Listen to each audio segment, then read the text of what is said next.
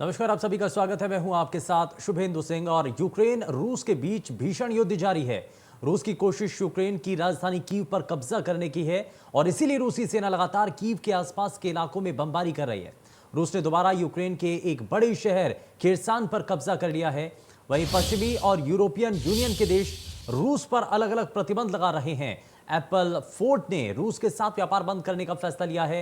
एक तरफ रूस यूक्रेन को लेकर विश्व पर संकट है, तो वहीं दूसरी ओर भारत सरकार की कोशिश सभी नागरिकों को सुरक्षित निकालने की है।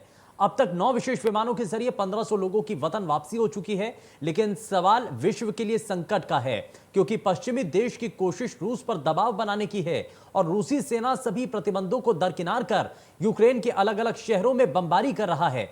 यूक्रेन और रूस के बीच जारी इस युद्ध का आज 7वां दिन है, लेकिन जिस तरह से रूस हमलावर है, उसे देखकर ऐसा ही लगता है कि इस युद्ध का समाधान किसी के पास नहीं है।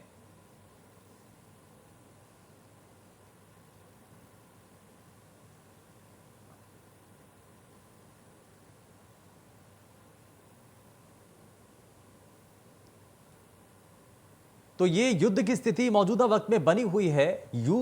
रूस और यूक्रेन दोनों आमने सामने हैं और लगातार यूक्रेन के कई हिस्सों पर रूस अब तक कब्जा कर चुका है।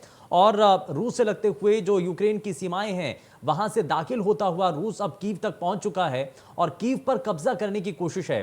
कहा यह भी जा रहा है कि एटमी हथियार के इस्तेमाल को लेकर के जो धमकी रूस ने दी है, बहुत सारे ऐसे विश्लेषक हैं जो कि ये मान रहे हैं कि आज की जो सिचुएशन है, बेशक एटमी हथियारों का इस्तेमाल रूस ना करे, लेकिन ये धमकी सही नहीं है और यूक्रेन भी अभी पीछे हटने को तैयार नहीं है, झुकने को तैयार नहीं है। बातचीत जो बेलारूस में शुरू हुई थी वो भी बेनतीजा रही है। सभी को उम्मीद थी कि कुछ निष्कर्ष इस बातचीत के जरिए निकल पाएगा, लेकिन ऐसा फिलहाल होता हुआ नजर नहीं आ रहा है। लेकिन सवाल इस बीच ये उठ रहा है कि भारत के जो नागरिक हैं, भारतीय जो छात्र इस वक्त यूक्रेन में अलग अलग हिस्सों में फंसे हुए हैं, कैसे जल्द से जल्द उनको घर वापस लाया जा सके, क्योंकि चाहे रोमानिया बॉर्डर हो, यूक्रेन से लगते हुए अलग अलग दूसरे देशों के बॉर्डर तक अब छात्र पहुंच चुके हैं। लेकिन कुछ ऐसे भी छात्र हैं जो कि अभी इन बॉर्डर से दूर हैं, उनको वापस लाने के लिए भी कोशिशें हैं। और इसलिए भारत में भी लगातार यूक्रेन के अंदर फंसे हुए ऐसे सभी छात्रों को वापस लाने के लिए ऑपरेशन गंगा की शुरुआत की गई और ऑपरेशन गंगा के तहत बहुत तेजी के साथ इसमें इवैक्यूएट करने के लिए कोशिशें तेज की गई हैं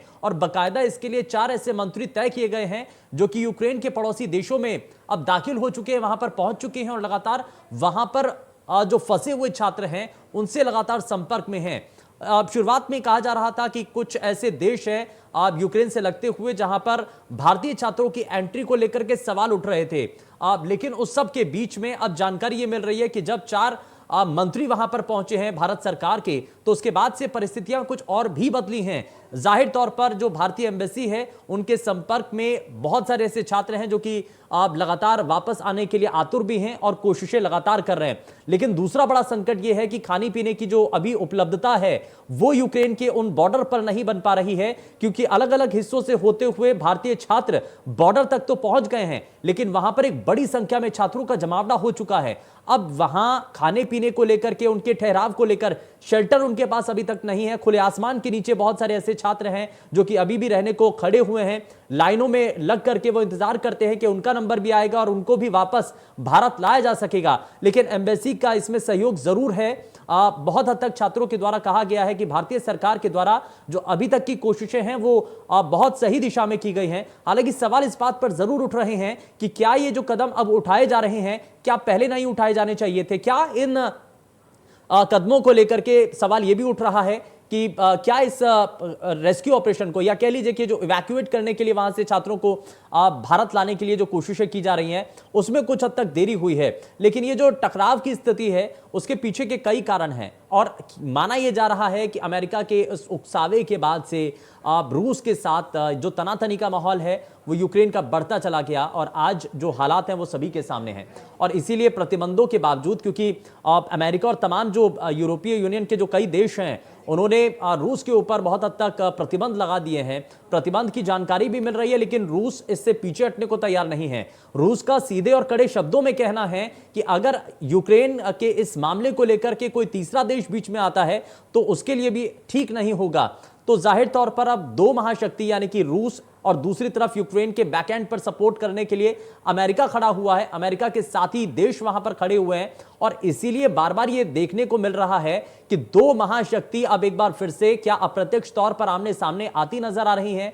आप रूस के एटमी हथियारों के इस्तेमाल को लेकर के क्या जो दूसरी तरफ से सख्ती और जिस बयान को लेकर के जो बाइडेन की तरफ से स्पष्ट किया गया था कि ऐसे बयानों को हमें दूर रखना चाहिए, ऐसे बयानों का हमें इस्तेमाल नहीं करना चाहिए, लेकिन ये कुछ तस्वीरें भी आपको दिखा रहे हैं। यूक्रेन के कई ऐसे शहर हैं जहां पर लगातार फायरिंग हो रही है, जहां पर लगातार मिसाइलों के जरिए हमले हो रहे हैं, कई ऐसी रिहायशी इमारतें हैं जिनको क्षतिग्रस्त किया जा चुका है। हालांकि रूस के द्वारा जब शुरुआत में यूक्रेन के ऊपर हमला किया गया था तो उस वक्त यह साफ कर दिया गया था कि रिहायशी इलाकों को निशाना नहीं बनाया जाएगा। लेकिन धीरे धीरे जैसे जैसे दिन आगे बढ़ रहे हैं, जैसे जैसे स्थितियां और भी ज्यादा विकट और मुश्किल भरी होती चली जा रही हैं, वैसे वैसे रूस अब आगे अपनी स्ट्रैटेजी को चेंज करता हुआ भी नजर आ रहा है और अब निशाना रिहायशी इलाकों को भी है। और इससे पहले हमने देखा भी, आपको तस्वीरें भी दिखाएं कि यूक्रेन में एक टीवी टावर को भी ध्वस्त कर दिया गया, उसको भी निशाना बनाया गया। हालांकि उस दौरान भी 5 ऐसे यूक्रेनी नागरिकों के इसमें हताहत होने की जानकारी मिल रही थी। लेकिन इस सब के बीच में ये जो तस्वीरें हैं ये डराने वाली हैं, दिल में खौफ पैदा करने वाली हैं। लेकिन इस सब के बीच में सवाल ये उठ रहा है कि भारत की सरकार की जो कोशिशें हैं क्या वाकई में वो सही दिशा में आगे बढ़ रही हैं, और साथ ही साथ इस वक्त जो छात्र वहां पर फंसे हुए हैं आप उनके मन में क्या भाव है, वो क्या इस वक्त सोच रहे हैं, क्या उनको असल मायने में मदद मिल पा रही है, जो कि लगातार हम टीवी के जरिए देख रहे हैं, अलग अलग माध्यमों के जरिए भारत की सरकार के मंत्रियों के द्वारा जो हम जान रहे हैं, समझ रहे हैं कि वहां पर हर एक भारतीय छात्र को सुरक्षित वापस लाने के लिए तैयारियां और काम जो है वो तेजी के साथ किया जा रहा है। लेकिन असल मायने में तस्वीरें क्या हैं, क्या वाकई में छात्रों को वो सुविधाएं मिल पा रही हैं, क्या वहां पर खाने पीने का संकट तो नहीं बन के आ चुका है, कहीं ऐसा तो नहीं कि सिर्फ बॉर्डर पर आकर के लाकर छोड़ दिया गया है,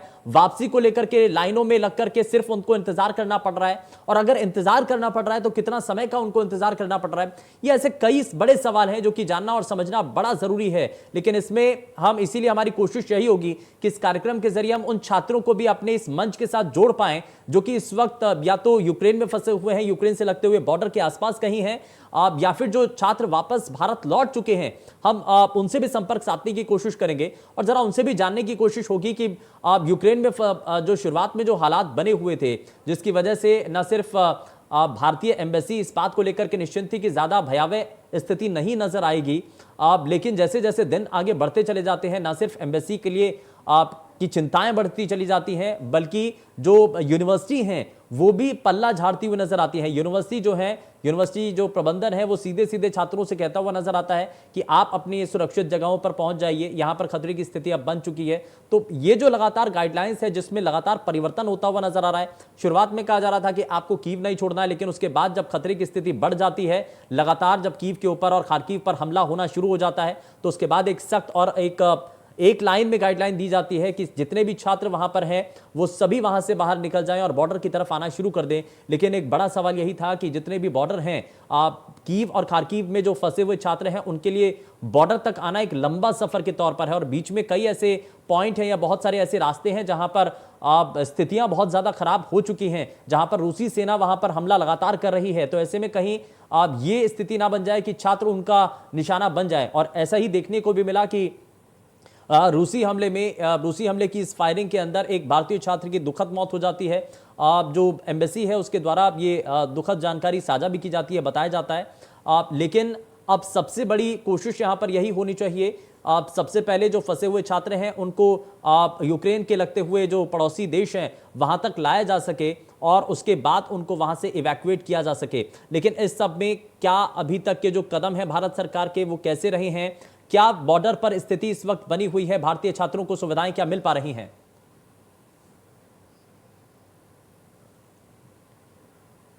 और चलिए जरा जल्दी से आगे बढ़ते हैं। और इस बीच हमारे साथ कुछ यूक्रेन में फंसे हुए छात्र और जो वापस आ चुके हैं, कुछ ऐसे छात्र हमारे साथ कार्यक्रम में जुड़ चुके हैं।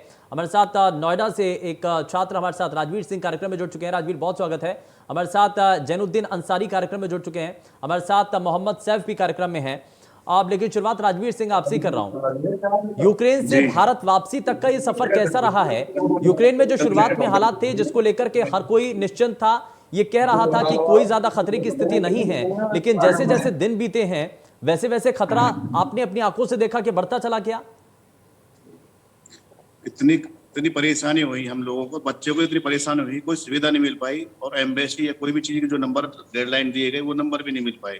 और बच्चा इतनी परेशानी में था, कोई भी उसको सुनने के लिए तैयार नहीं, ना कोई, ना कॉलेज के, ना वहाँ का कोई भी जो सुनने के लिए तैयार नहीं। और जैसे परसों उनसे बोला कि अब आप निकल जाइए मेट्रो में बैठ के, ट्रेन आपका इंतजार कर रही है। हाँ। जब ट्रेन के लिए वहां पहुंचा स्टेशन पे, तो वहां पे कोई भी टाइम नहीं था जी, ना कोई गाइडलाइन, ना कोई देने वाला। हाँ। 2 दिन वहीं लेटा रहा जी। हाँ। हर चीज भूख से, हर चीज से परेशानी, हर चीज की दिक्कत रही। हम्म। और और कैसे कैसे करके उन्होंने बोलते अपने तरीके से बच्चे आए हैं, हाँ। कैसे कैसे परेशान हुए, हाँ। अपनी मर्जी से ट्रेन में जबरदस्ती घुसे हैं। यूक्रेन वालों ने घुसने नहीं दिया उनको। तो अभी उन्होंने स्थिति क्या है? कहा अभी स्थिति क्या है? अब स्थिति ये है कि रात निकले हैं, कल निकले हैं 2 बजे वहां से, हाँ। और अब पोलैंड पहुंच गए हैं पोलैंड बॉर्डर रात पर में। पहुंच चुके हैं। आज सुबह हाँ जी। ठीक है, तो अभी एम्बेसी के हाँ, संपर्क में, एम्बेसी के द्वारा कोई भरोसा दिया गया है क्या वापस लाने के लिए? एम्बेसी ने तो अभी कोई जवाब नहीं दिया है जी हमें तो। हाँ। ना कोई फोन, जैसे फोन भी किया तो कोई फोन नहीं मिला, जो गाइडलाइन नंबर जो दिए थे वो भी हाँ। नंबर नहीं उठाए किसी ने।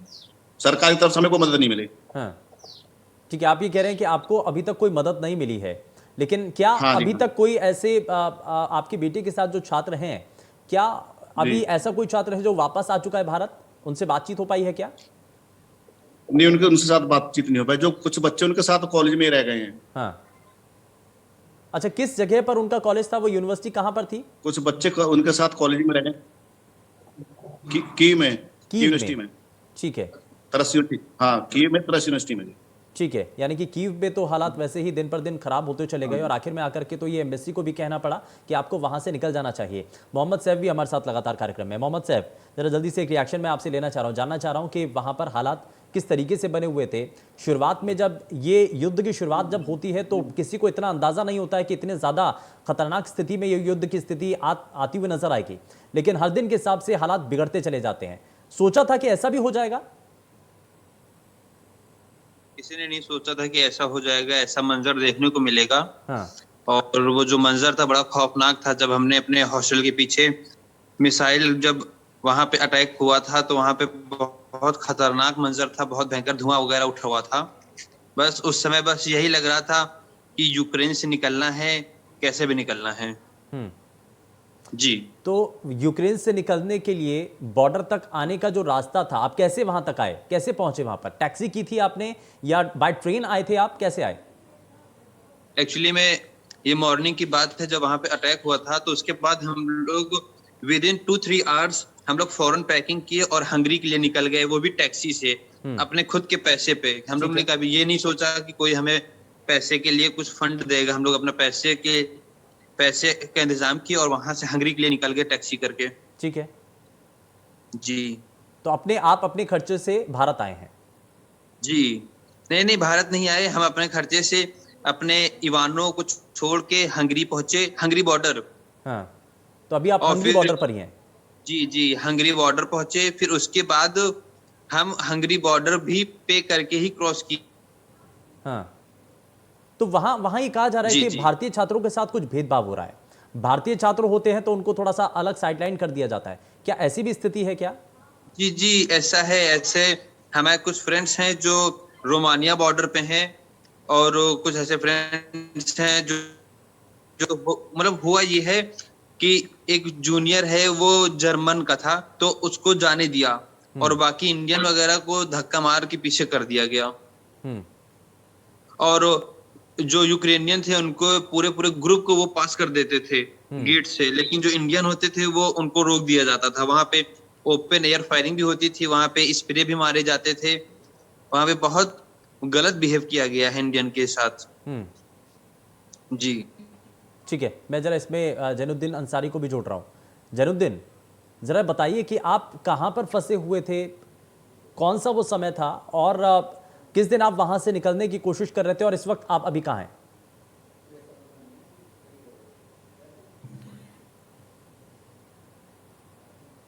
जैनुद्दीन, मुझे सुन पा रहे हैं? जैनुद्दीन, मेरी आवाज पहुंच रही है आप तक? चलिए, लग रहा है कुछ टेक्निकल इशू है, मैं वापस लौटूंगा। लेकिन जरा राजवीर सिंह जी, आपकी अपने जो बच्चे से बात हो रही है या जो छात्र हैं वहां पर अभी भी जो मौजूद हैं उनसे जी बात हुई है, तो वो क्या कह रहे हैं? अभी खाने पीने की चीजें अभी उनको मुहैया हो पा रही हैं? एम्बेसी के जरिए कुछ मदद उनको मिल पा रही है या अपना ही अरेंजमेंट कर रहे हैं वो? एम्बेसी के द्वारा कोई मदद नहीं मिल पा रही, वो अपने आप ही जो भी कर रहे हैं अपने आप ही कर रहे हैं जो भी कर रहे हैं। तो शॉप्स वगैरह अपने वहां खुली हुई हैं, दुकानें खुली हुई हैं, खाने पीने का सामान कहाँ से ला रहे हैं वो? नहीं, सब बंद है, फिर हाँ, सब तो बंद है। खाने पीने का सामान कहाँ से ला रहे हैं फिर वो? पहले जो लिया हुआ था उन्हीं को खा रहे थे, बाकी कुछ नहीं था। तो कितने दिन का खाना अभी उनके पास स्टोर है अभी? क्योंकि कितना भी नहीं, समय लग फिलहाल सकता तो है। खत्म ही हो गया है। जैसे पहले लेके आए 8-7 दिन पहले लेके आए तो खत्म ही हो गया था। तो राजवीर जी, आपने नहीं सोचा कि पहले से ही, क्योंकि ये जैसी स्थितियां बन रही थी, आपको लग रहा था कि ऐसे हालात अचानक से बिगड़ते चले जाएंगे? आप शुरुआत में कई छात्र ऐसे थे जो कि अपने खर्चे से अपनी फ्लाइट करके वो वापस भारत तक आ गए, तो क्या ऐसा सोचा था कि ऐसी स्थिति बाद में सोचा था बिगड़ती चली जाएगी? सोचा था जी, हाँ। सोचा था। जो 16-17 में, जो 18 को हमने टिकट कराया था, हाँ। 18 का टिकट किया था हमने, पैसे से किया था 2 मार्च के लिए। हम्म। ठीक है ना, ये बीच में कोई टिकट ही नहीं हो पा रहा था ये। हाँ। हाँ जी, फिर फ्लाइट ही कैंसिल हो गई। हाँ, हाँ ठीक है। जी, ठीक है, फ्लाइट कैंसिल हो गई और शुरुआत में कोशिश की गई, लेकिन उसकी वजह से अभी तक क्योंकि टिकट जो टिकट बुक हो गया था, टिकट बुक हो गया था हाँ सर, टिकट। टिकट बुक हो गया था। हम्म। टिकट बुक हो गया था 2 मार्च के लिए, 18 हाँ, तारीख में टिकट बुक किया था, ठीक तो है। उसके बाद फ्लाइट कैंसिल कर दी। ठीक है, हाँ जी, तो यानी कि आप कह रहे हैं कि अभी एम्बेसी की तरफ से कोई सहयोग की अभी तक कोई कोई सही ना तो कॉल आ रहा है, ना कोई बात हो पा नहीं, रही कोई है। ठीक है, जी जी। चलिए, मैं थोड़ा सा आगे बढ़ता हूँ। मैं जरा सैफ को भी जरा एक बार फिर से जोड़ लेता हूँ। सैफ, जितना समय वहाँ पर रहे आप और जितना समय आपको लगा हंगरी आने तक, कैसा वो समय था? वहाँ आसपास आपने देखा, आप कह रहे हैं कि यूनिवर्सिटी के पीछे हमले हो रहे थे, मिसाइलें गिर रही थी, धमाकों की बार बार आवाज़ आ रही थी। क्या आपने देखा और क्या आपने वहाँ पर समझा उस दौरान में? सर, हुआ ये था कि हम लोग मॉर्निंग में जब सो के उठे तो हमारे हॉस्टल के पीछे खूब धुआं उठ रहा था। उसके बाद कुछ देर बाद पता चला कि वो एयरपोर्ट पे बम्बार्डमेंट हुआ है। तो फिर उसके बाद जब ये बात पता चली कि वहां पे मिसाइल वगैरह अटैक हुए हैं मिसाइल से, तो सारे स्टूडेंट बहुत पैनिक हो गए। सब सोचने लगे कि किस तरह यहाँ से निकल के बाहर निकला जाए, मतलब इवानो छोड़ के हम लोग बाहर किसी सेफ जोन में जाएं। और फिर उसके बाद हम लोग ने डिसाइड किया, पहले तो एक्चुअली में हम लोग का प्लान था पोलैंड जाने का, लेकिन पोलैंड की सिचुएशन वहां पे ठीक नहीं थी थोड़ा। ये वहां आपको पे कैसे पता इंडियन चला कि वगैरह को पोलैंड की मिसबिहेव सिचुएशन करते ठीक नहीं थे। है? ये कैसे जी पता चला? वहां जो आपके दूसरे साथी थे, क्या वो वहां पर थे? उन्होंने बताया आपको कि पोलैंड जी की जी, सिचुएशन? उन्होंने बताया। हाँ। हमारे जो फ्रेंड्स पहले निकल गए थे, हाँ। तो उन्होंने बताया कि ऐसी ऐसी सिचुएशन है। तो हम लोगों ने इंस्टेंट प्लान चेंज किया और हम लोग हंगरी के लिए निकल गए। हाँ, जी जी। ठीक है। तो उस ड्यूरेशन में, उस रास्ते के दौर में आप कई जगह, क्योंकि कहा जा रहा है कि अलग अलग जगहों पर भी रूसी सेना आकर के वहां पर अटैक कर रही थी, तो आपने देखा कि वहां पर कुछ तबाही का मंजर भी था? बिल्डिंग्स, क्योंकि बार बार अब तो रिहायशी इलाकों को भी, रिहायशी बिल्डिंग को भी निशाना बनाया जा रहा है। जी जी, बनाया जा रहा है। ये हमारे ख्याल से जब मैं निकला वहां से, तो उसके बाद 26 या 27 को दोबारा से अटैक हुआ था। और ये अटैक हुआ था रेलवे स्टेशन पे, दूसरा अटैक इवानो फ्रैंकिस पे। पहला अटैक हुआ था एयरपोर्ट पे, दूसरा अटैक हुआ था वो रेलवे स्टेशन पे। हाँ, तो जब ये जी अटैक जी। हो रहे थे, आप कह रहे हैं कि आप वहीं पर थे, तो उस दौरान क्योंकि बहुत सारे जितने भी छात्र थे, सबको ये हिदायतें दी गई थी कि आप बेसमेंट में चले जाइए, अंडरग्राउंड हो जाइए, तो आप भी ऐसे ही कहीं थे? जी जी, हम भी गए थे। हमारे हॉस्टल के नीचे बेसमेंट बना हुआ है, बंकर तो नहीं है वो, हाँ। बेसमेंट है। हम भी वहां गए हैं, वहां भी थोड़ा रुके हैं वहां पे। हाँ, और फिर चलिए। उसके बाद हम लोग इवानो छोड़ के फिर हंगरी के लिए निकल गए थे, बस अपना टैक्सी करके। ठीक है, जरा जल्दी से एक रिएक्शन में। जैनुद्दीन भी हमारे साथ एक बार फिर से जुड़ चुके हैं। जैनुद्दीन, बताइए कि इस वक्त आप कहां पर हैं और सिचुएशन क्या बनी हुई है? सर, इस समय मैं इंडिया में हूँ, घर पे। ठीक है, तो यूक्रेन में उस वक्त हालात क्या थे जब वहां पर बमबारी हो रही थी लगातार? अभी भी वो स्थिति तो बनी हुई है, तो कैसे आप आए हैं भारत में? तो सर, वहाँ पे फर्स्ट टाइम तो जब स्टार्टिंग हुआ एक एयर स्ट्राइक का, हाँ। तो हम लोग बहुत डर गए। ठीक है। तो जब हम लोग डर गए तो एम्बेसी को कॉल करने लगे, यूनिवर्सिटी से बात करने लगे। तो यूनिवर्सिटी भी कुछ रिस्पांस उस समय नहीं दे रही थी। एक दिन बाद रिस्पांस की कि क्लास आपका यहाँ बंद हो चुका है, आप चाहे तो घर चले जाइए। हाँ। फिर उसके बाद एम्बेसी को हम लोग कॉल कर रहे थे कि हम लोग को किसी तरीके से बॉर्डर पे पहुंचा दे, हाँ। या सिक्योरिटी दे के पहुंचा दे, या कोई बस अरेंज ठीक है, कर और दे, उसके हम बाद लोग आप चले वापस जाएं। अपने ही खर्चे पर आ गए थे। खैर हमारी भी कोशिश रही है कि हमारी जो खबरें हैं उनके माध्यम से जानकारी जो है वो एम्बेसी तक पहुंचे, सरकार तक पहुंचे, और जल्द से जल्द जो फंसे हुए छात्र हैं उनको भारत वापस लाया जा सके। बहुत शुक्रिया सभी खास मेहमानों का कार्यक्रम में शामिल होने के लिए। लेकिन यूक्रेन में जो मौजूदा वक्त में स्थितियां बनी हुई हैं वो संकट भरी हैं, खतरनाक हैं, लेकिन कोशिश रही है भारत सरकार की कि फंसे हुए छात्रों को ऑपरेशन गंगा के तहत जल्द से जल्द भारत वापस लाया जा सके। पेशकश में फिलहाल के लिए बस उतना ही। नमस्कार।